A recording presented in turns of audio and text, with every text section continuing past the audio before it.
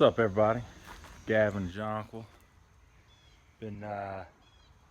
Want to do this video for a little bit, give an update to an old video that I had. It was actually one of the first videos I put up, and it was the leaf act situation we have. A lot of people were fucking crabbing and complaining. Fucking half a picture, you crabby bastards, just relax. So I'm gonna do one. We'll do it right. I'll go through it again. There's not really many changes, but I'll at least do the video so y'all can see what our setup is at this year. Again, it'll be the same. There's a few differences, but we'll see what's going on from that. But cheers to you. 5:30 somewhere. Been busy cleaning the house all day.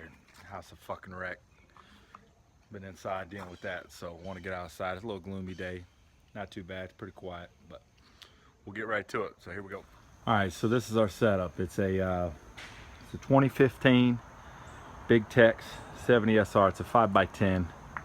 The sides you see here, the metal fab sides, those are like 20, 21 inches.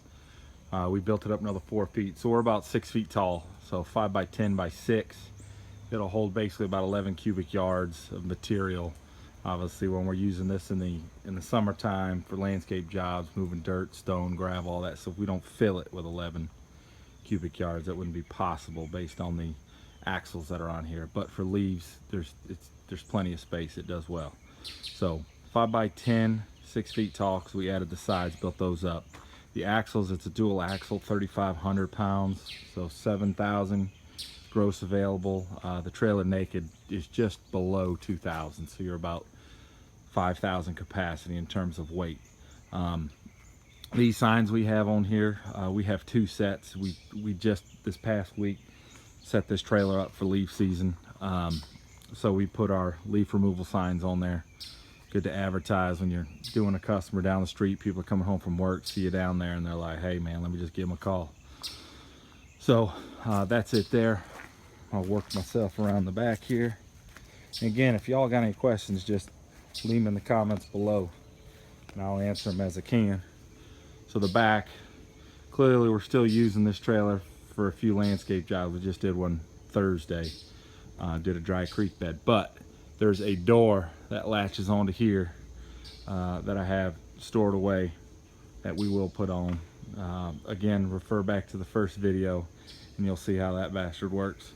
But it's really just a couple latches on the side here, and it opens up like a dump truck. And then this bottom gate, flap that down, just pull those top pins, tilt it up and pull away. So it takes us more time to get to the dump than it is really just to be there, pay and dump. So it's a good setup. It's very efficient.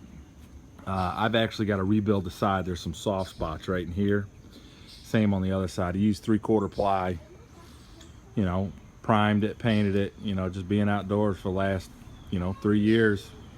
Last 3 years, it gets wet. It gets waterlogged, a couple soft spots.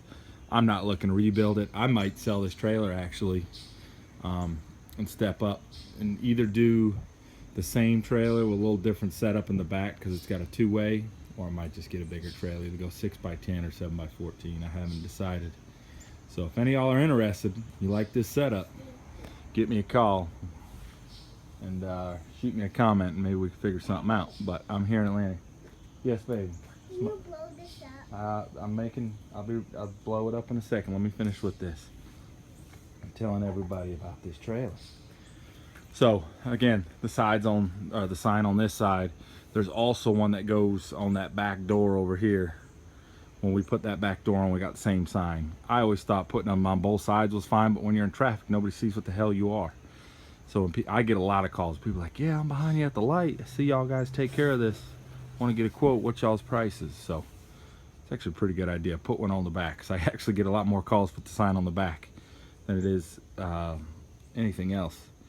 So again, 6-foot sides, dual axle, 3,500, and then the setup.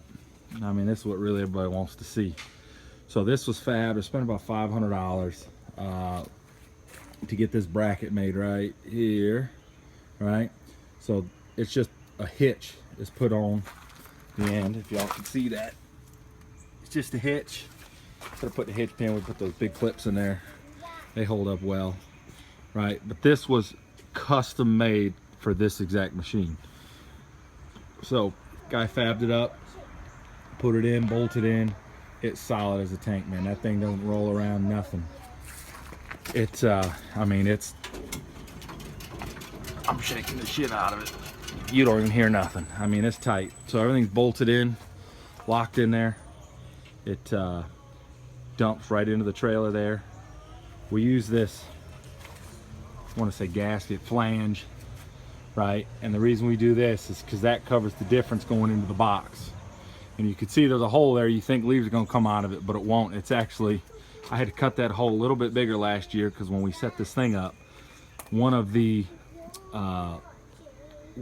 hinges on the back of the trailer, the weld was broken. It was all bent. So when we put this on last year to make it work, because the trailer was coming down a smidge crooked, I had to cut the hole different. Since then it's been fixed and back in the position it's supposed to be, so that's why you see that gap up in there.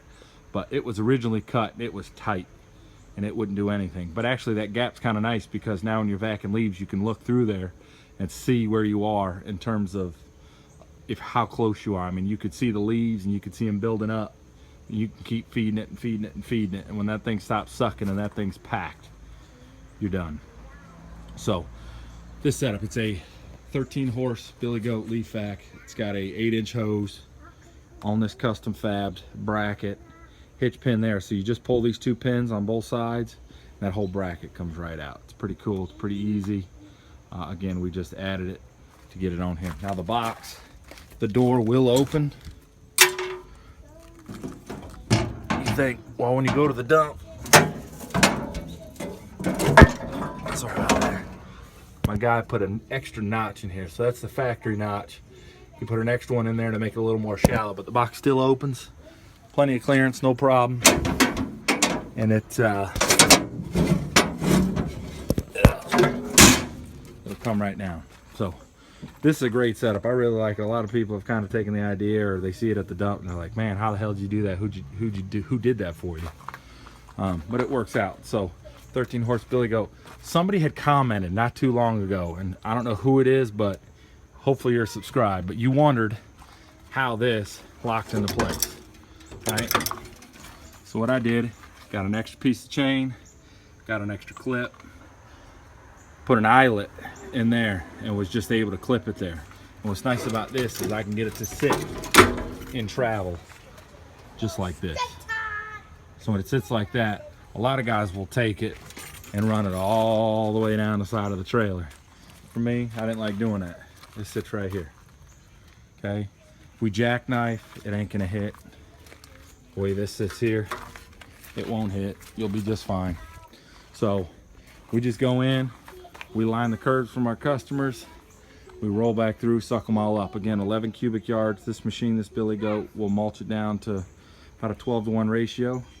So you're getting a ton of leaves into this trailer. And I'll tell you, I'll be honest, we will fill this trailer full, right?